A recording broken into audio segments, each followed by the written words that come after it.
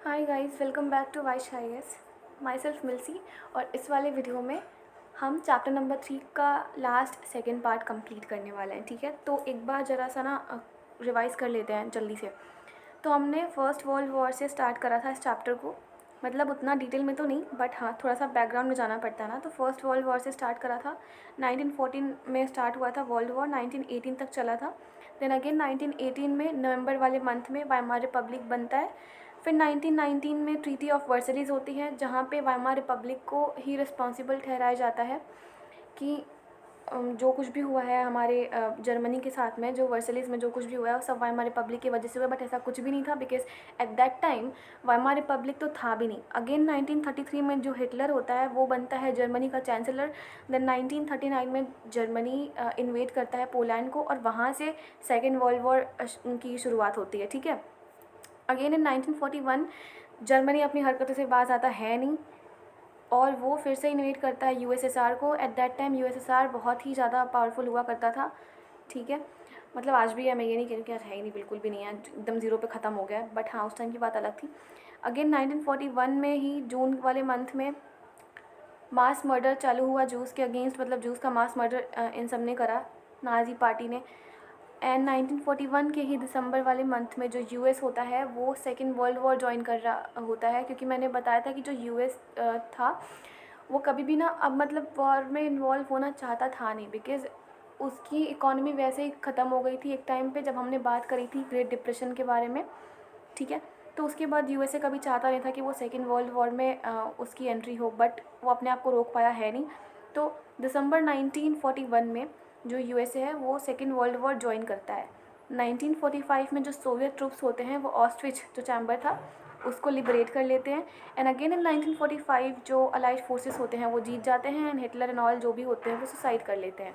तो भी आगे हमें यहाँ से पढ़ना है ordinary people and the crimes against humanity. ज़्यादा कुछ खास नहीं है, बस जो कॉमन लोग थे, जो ज्यूज़ थे, और भी कुछ ऐसे लोग थे जो नाज़ी पार्टी को सपोर्ट करते थे, जो हिटलर के अगेंस्ट में थे। ठीक है, तो अभी हम लोग ना यहाँ पे वही देखेंगे। देखो सारे लोग नहीं थे ऐसे जो हिटलर को सपोर्ट करते थे, कुछ लोग ऐसे भी थे जो हिटलर को बिल्कुल भी पसंद नहीं करते थे। फॉर इंस्टेंस कुछ लोग तो ऐसे थे जो बिल्कुल यहाँ की जो नाज़ी पार्टी बोल रही है वही सही है, दिखने में भी नाजीज़ लग रहे हैं, बिल्कुल प्योर आर्यन रेस के लग रहे हैं, और मतलब हैं भी नाज़ी पार्टी के ही और आर्यन रेस वाले ही हैं। तो वो लोग जो भी नाज़ी पार्टी की जितने भी नाजिज़म वाली फ़िलॉसफी थी सब उसको फॉलो करते थे। उनके अंदर जो हेट भरा हुआ था, एंगर भरा हुआ था जूस के लिए, बाकी सारे से अदर जो कम्युनिटीज़ हैं, जो डिसेबल्ड हैं, जो क्रिपल्ड हैं, उन सब के लिए। बिकॉज़ जो ये नाज़ी पार्टी थी ना, जो नाजिज़म वाली फ़िलॉसफी थी, उन सब ने हमेशा से यही सिखाया था। मैंने पहले वाले वीडियो में भी मैंने बता रखा है कि वहाँ पे क्या कैसे हुआ करता था। इफ़ आपने नहीं देखा है तो आप उसको देख के आ जाओ। ओके, तो उनके मन में बिल्कुल वैसी वाली फीलिंग थी जैसी एक नाज़िज़्म वाली जो आइडियोलॉजी होती है उसका जो एक आदमी होता है फिर औरत होती है उसके मन में जैसी फीलिंग होनी चाहिए। कुछ लोग ऐसे भी थे जिनके मन में ऐसी वाली फीलिंग थी। जो ज्यूज़ को देखना नहीं चाहते थे, बाकी जो अदर कम्युनिटीज़ हैं उनको भी वो देखना नहीं चाहते थे बिल्कुल भी। उनको ये जेनुइनली वो इस पे बिलीव करते थे कि जो नाज़िज़्म वाली जो फ़िलॉसफी है या फिर जो नाज़िज़्म है वो ही प्रॉस्पेरिटी ला सकता है हमारी कंट्री में, और यही हमारी जो कंडीशन है उनको इम्प्रूव कर सकता है। ठीक है, एक टाइप के लोग तो ये थे जिनकी ये वाली थिंकिंग थी। दूसरे टाइप के लोग ये थे ना कि जो हिटलर को बिल्कुल पसंद नहीं करते थे, बट वो ना डरते थे कहने से। एक टाइप का तो ये होगा जो बिल्कुल उनको फॉलो कर रहे हैं, दूसरे टाइप के ये होते थे जो पसंद करते ही नहीं थे, जिन्होंने आवाज़ उठाई भी बट उनको मार दिया गया। ठीक है, उनको एट लास्ट या तो गैस चैम्बर में बंद करके मार दिया गया, या फिर उनको फांसी दे दी गई, या फिर उनको बहुत ही ज़्यादा ब्रूटल तरीके से मारा गया। एक और टाइप के यहाँ पे लोग रहते थे देखो, जिनको ना मतलब उन लोगों को पता था कि यहाँ पे गलत हो रहा है, बट क्योंकि वो उनके साथ हो रहा है, सॉरी उनके साथ वो नहीं हो रहा है, तो वो कुछ नहीं कहते थे। और वो लोग डरते भी थे नाज़िज़्म वाले लोगों से, सॉरी जो नाज़ी पार्टी के लोग थे उन लोगों से वो डरते भी थे कि अगर मैंने प्रोटेस्ट करा या फिर अगर मैंने इसके अगेंस्ट कोई एक्शन लिया तो हमें मार दिया जाएगा या फिर हमारे फैमिली को मार दिया जाएगा। एंड ऐसे ही एक आपकी बुक में एनसीईआरटी में एक एग्जांपल दिया, देखो जो यहाँ पे ना बिल्कुल ही इंपॉर्टेंट है वो मैंने मेंशन किया, वैसे इंपॉर्टेंट इसमें कुछ है नहीं, बस सुनते जाओ।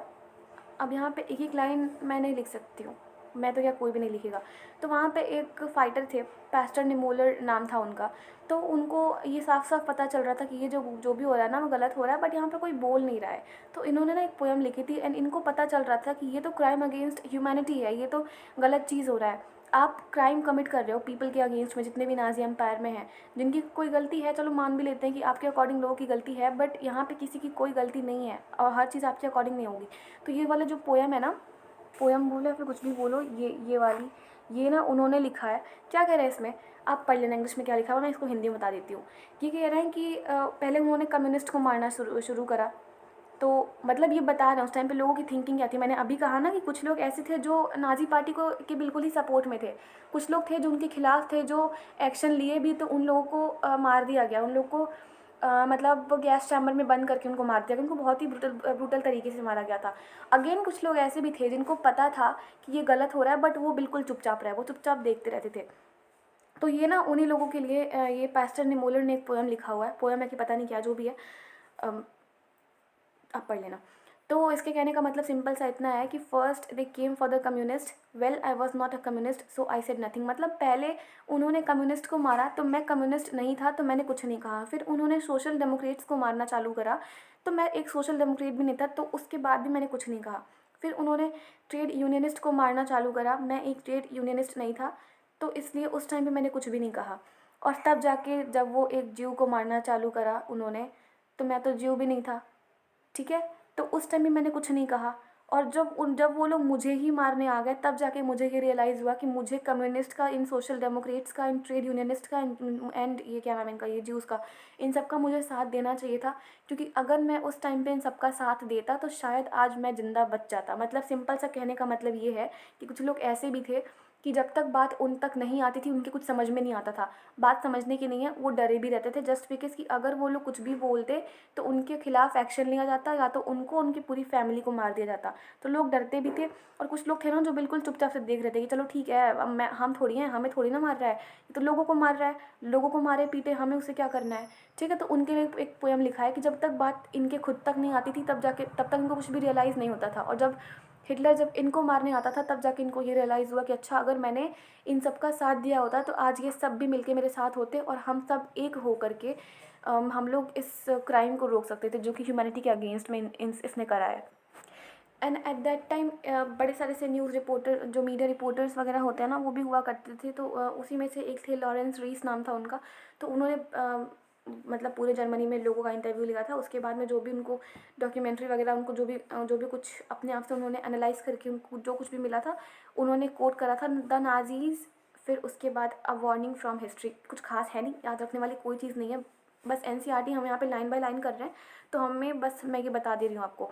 ऐसे ही एक ऑर्डिनरी जर्मन टीनेजर थी एट दैट टाइम। तो उसने मतलब रीस को रिप्लाई करते हुए कहा था कि देखो, हिटलर कैसा भी है, लेकिन वहाँ पे लोगों को तो पता था कि वो ख़राब काम कर रहा है, वो अच्छा काम नहीं कर रहा है, बट ना लोगों को नुकसान भी हो रहा था। उसके बाद भी लोग उससे, कोई भी, बहुत सारे लोग ऐसे थे कि जिनको कोई कंप्लेन ही नहीं थी कि चलो ठीक है, वर्ल्ड वॉर में, ट्रीटी ऑफ वर्सेलिस में, बड़े सारे ऐसी जगह पे हमारे जर्मनी की बहुत बेइज्जती हुई है, इतनी ह्यूमिलेटिंग ट्रीटी तो नहीं साइन करनी चाहिए थी, ठीक है, हमारा सारा पैसा सब कुछ ले लिया। और अभी जब हिटलर आया है तो कुछ लोगों को एम्प्लॉयमेंट भी प्रोवाइड करवा रहा है, कुछ की सैलरीज भी बढ़ा रहा है। तो मतलब बस ये बात यहाँ पे ये हो रही है कि एक न्यूज़ रिपोर्टर होता है, वो सबका मतलब सारे लोगों का इंटरव्यू लेता है, वो अपना पॉइंट ऑफ व्यू अपने डॉक्यूमेंट्री में इंक्लूड करता है। अगेन उस पर एक जर्मन टीनेजर रहती है, वो काउंटर रिप्लाई करती है कि नहीं, ऐसा कुछ भी नहीं है।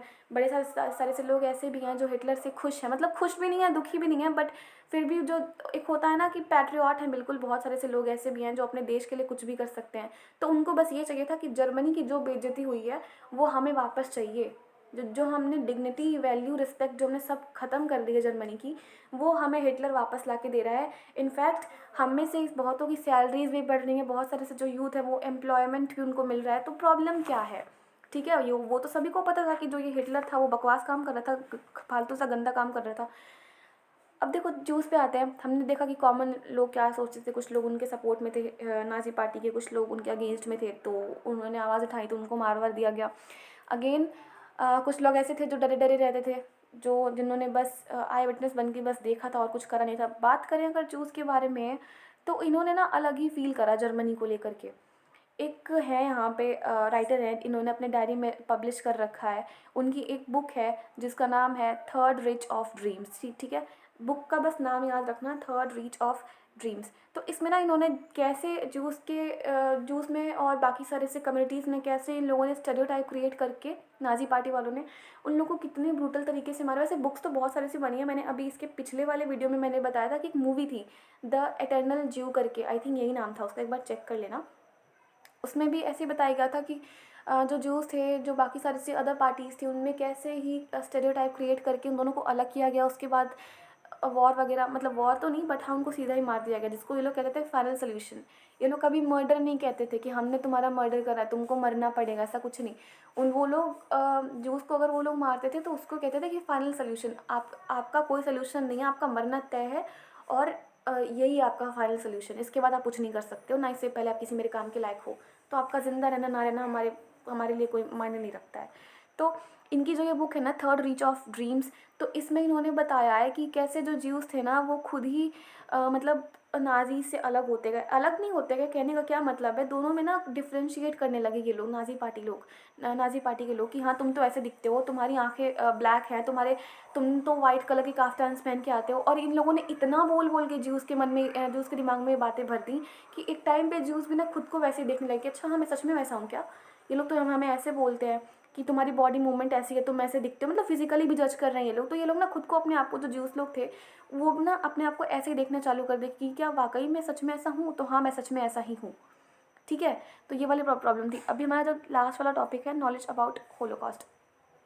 तो अभी जैसे मैंने बताया ना, अच्छा एक और चीज़, ये जो जूस के साथ में हो रहा था, हाँ लाइक गैस चैम्बर में बंद करके मारना, इतने सारे से ब्रुटैलिटी करना, बड़ी सारी सी चीज़ें, तो बहुत सारे से जूस ऐसे भी थे ना, बहुत सारे से क्या, सारे के सारे ऐसे थे जो चाहते थे कि मैं अगर मर जाऊँ ना तो उसके बाद मेरे को आधे घंटे मिले। क्यों? क्योंकि वो उन आधे घंटे में ना वो पूरे वर्ल्ड को बताना चाहते थे कि जो हिटलर है वो उनके साथ में कितना गंदा बिहेव कर रहे हैं, अगेन उसको, उन सारे लोगों को कितना ब्रूटली मारा गया है।